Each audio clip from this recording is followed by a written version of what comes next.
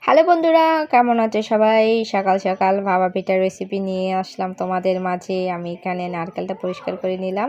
তো দেখো কি সুন্দর গুড়টাও কেটে নিচ্ছি পাতলা পাতলা করে। শীতের মধ্যে ভাপা পিঠা খেতে কার না ভালো লাগে বন্ধুরা। আর আমি বিশেষ করে বাপের বাড়ি চলে এসেছি শীতের মধ্যে বেড়াতে।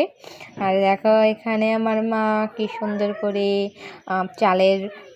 চালের গুঁড়াটা মিক্স করে নিচ্ছে দুধ আর লবণ দিয়ে সুন্দর করে মিক্স করে নিচ্ছে। দেখো বন্ধুরা, হ্যাঁ, আমার মা এই পিঠাটা বেশ ভালো করে বানাতে পারে।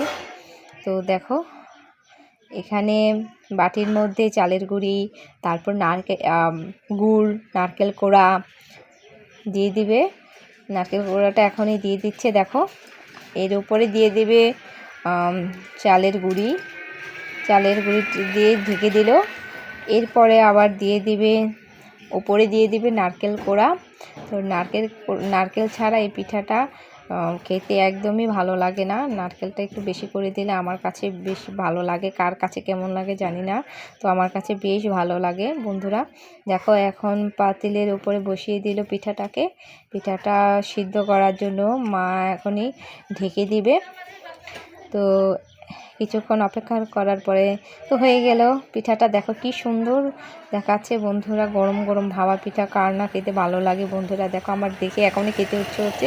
তো এই পিঠাটা পিথরাজ বেশ পছন্দ করে। দেখো ও খেয়েও নিচ্ছে। তো রান্নাঘরে বসে পড়েছে, এতটাই ওর পছন্দ, ওর আর আমারও অনেক পছন্দ।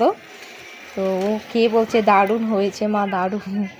তো এখানে তীর্থরাজ দেখো তো পিঠা খাচ্ছি না, তো দুষ্টুমি করছি। এর নামে ওস্তাদ। তো ভালো থাকবে, বাই বন্ধুরা।